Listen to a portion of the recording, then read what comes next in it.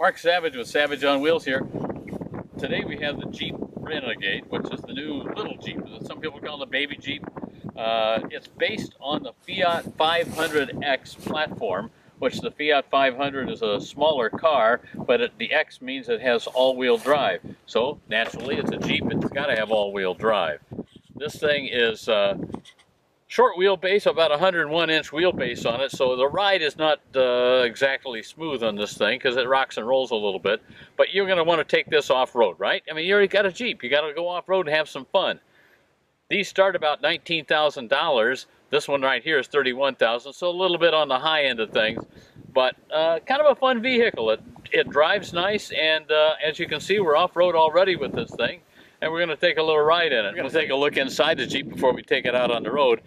This one is built in Italy, so you may be a little bit surprised by that, but what the heck, you know? There's a lot of crossovers and cars and so forth, and Fiat is the owner of Chrysler now. You can see we have sort of a colorful interior here. We got, well, a brown dash and brown trim and kind of a cream-colored seat. We got kind of this orangish surround on the air vents here, and that's nice. They also got some flames on the tachometer here, and it's a nice looking interior actually. I'm really enjoying the interior of this thing.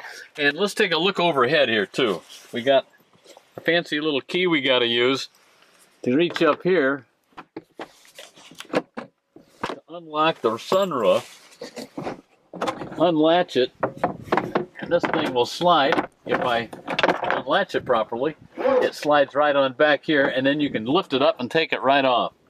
So we're taking our Jeep a little off-roading here. We're in the grass alongside kind of a country road here, and you know, the suspension is made to take it, and we're made to be able to take it off-road. We have several different settings down here for mud and for slop and taking it off and beating it around in the rocks if you want to. You know, it's probably not going to do exactly the same as a Wrangler, but as you can see, we can drive along on some pretty bumpy terrain right here. And you take it out on the highway, of course, it's got a 2.4-liter multi-air engine in it. It's a 4-cylinder, but it'll give you about 184 horsepower. Now, we're going to go up an incline and see how this thing handles being more seriously off-road, and I'm going to go down to the mud setting on here.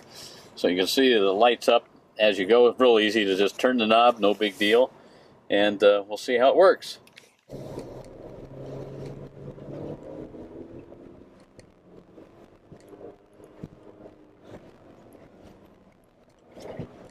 No big deal.